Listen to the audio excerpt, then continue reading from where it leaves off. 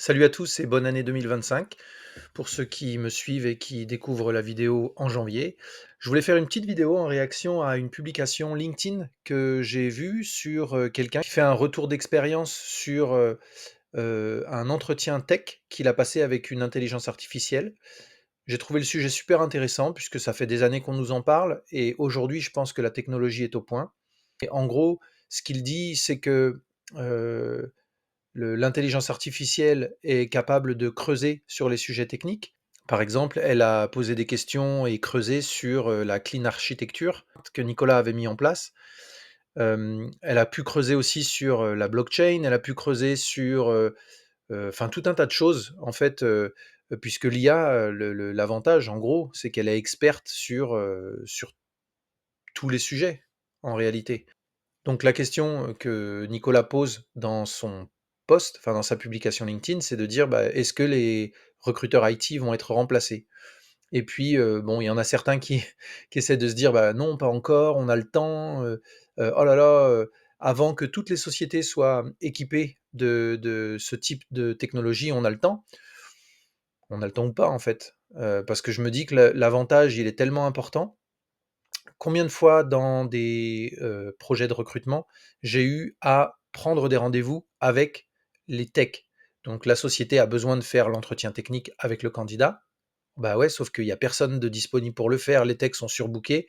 Il suffit qu'on ait un peu trop de candidats pour que finalement, le prochain rendez-vous technique, ce soit dans 2 semaines et en 2 semaines, on perd un candidat.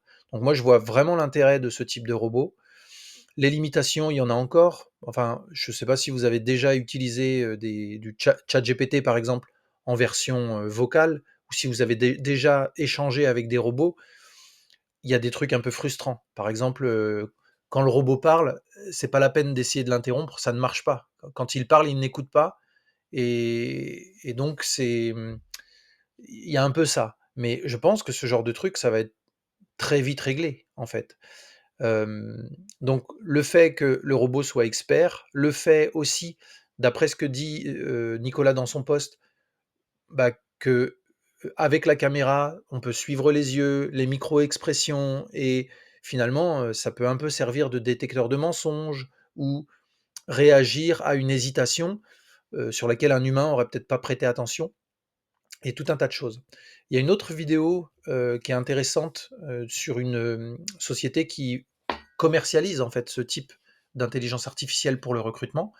Et un des arguments, c'est aussi de dire, bah, un recruteur, quand il voit pas sur le papier des informations, l'IA, elle a l'expérience d'avoir scruté des centaines, voire des milliers de candidats, de savoir que dans telle entreprise, ce sont tels technos qui sont utilisés, il y a eu tel type de projet qui est mentionné sur un des 1000 CV de personnes qui ont bossé dans cette entreprise. Donc, il y a une chance que cette personne ait cette expérience alors que c'est pas marqué dans son CV.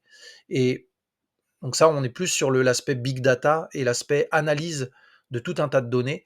Et finalement, moi, j'y crois à ça. In a world where typically a human recruiter might find 10 people for a job, AI will help you find 100 qualified individuals by finding signals in the remaining 90 that a human recruiter may not be picking up on easily.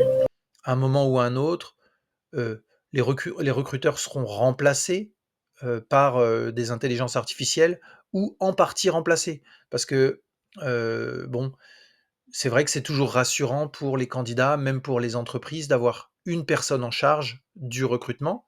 Mais je vois dans des sociétés, notamment des sociétés de services informatiques, où il y a une directrice du recrutement et 5 chargés de recrutement. Bah, c'est là, en fait, où les postes, pour moi, vont être probablement euh, supprimés. C'est que bah, une IA qui fait ça aura besoin d'une chargée d'une directrice de recrutement ou d'un directeur du recrutement. Mais là, ce que j'ai en tête, c'est une femme. Mais il y aura besoin d'une personne qualifiée pour lancer les campagnes, gérer les choses. Et puis après, avec l'IA, bah, les entretiens se feront en visio par l'IA. Le traitement des CV, l'envoi des emails, etc., se fera aussi de façon automatisée. Là, dernièrement, j'ai vu une vidéo sur Salesforce qui permettait de créer des avatars. Donc Salesforce pardon, permet de créer un avatar pour avoir son expert commercial, son expert comptable, son expert ceci, son expert cela. Et comme par hasard, Salesforce aussi, dans l'exemple qu'il a détaillé, a pris comme exemple le recrutement. Le recrutement, c'est-à-dire collecter les CV, faire des réponses automatiques avec des questions filtres, solliciter la personne en charge de ce poste pour dire tiens, j'ai vu ce candidat, par rapport à la fiche de poste, par rapport au brief qui m'a été donné, les compétences qui sont sur le CV et dans la lettre de motivation semblent correspondre. Et donc, moi, j'y crois totalement, en fait, sur cette partie-là, quand il y a du CV entrant. Sur le CV sortant, pour l'instant, ce qui limite la chasse, en fait, par des IA, c'est LinkedIn. LinkedIn qui, pour l'instant, fonctionne avec un système d'abonnement, etc. Et donc, essaie de limiter au maximum les intelligences artificielles sur LinkedIn, même s'il y a des choses, des logiciels qui l'utilisent. Ça, c'est un point bloquant, puisqu'aujourd'hui, la chasse, c'est principalement par LinkedIn qu'elle se fait. Mais tout ce qui va être publication d'annonces et réponse à annonces ou réponse ou candidature spontanée sur les sites, tout va être géré par des IA, selon moi. Et ce qui est intéressant, c'est de voir que finalement, ce, qu'on, ce que Nicolas, dans sa publication, a mis en avant sur le recrutement, bah, c'est vrai dans plein de choses en fait. C'est vrai dans le commerce. Tous les appels entrants qui sont faits pour un maçon, pour un ceci, pour un cela, même les appels sortants, en fait, on peut imaginer ça. On est bien appelé constamment sur le téléphone. Alors, c'est pas agréable, mais là, c'est des machines enregistrées. S'il y a des sociétés qui sont prêtes à faire des campagnes de phoning sur nos téléphones, alors que ça fait suer tout le monde, avec des trucs enregistrés pour dire le gouvernement fait bénéficier les propriétaires d'une réduction sur les panneaux solaires. Bah, quand il y a une IA qui va pouvoir se faire passer pour un vrai être humain, poser des questions, etc., vous croyez que les entreprises vont s'en priver? J'ai des doutes. Et donc tout ce qu'on a dit avant, c'est-à-dire sur la détection des hésitations, dans les yeux, voir si le mec, quand il dit que il a pas de sous en ce moment, bah, il bluffe, il a pas le budget. Non, là il est en train de bluffer, il a le budget et il le veut vraiment le produit.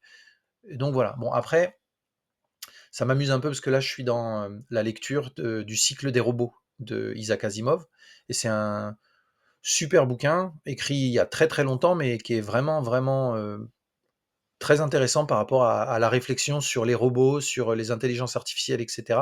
Bref, ça c'est d'autres types de réflexions. En tout cas, voilà, je voulais partager ça avec vous. Le sujet du recrutement automatisé, c'est un vrai sujet.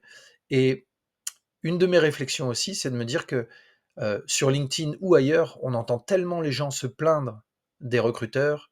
Les recruteurs sont bêtes, les recruteurs ne posent pas les bonnes questions, les recruteurs font de la discrimination. J'ai vu aussi une autre vidéo qui montrait comme quoi l'intelligence artificielle dans le recrutement, ça évitait les biais des recruteurs.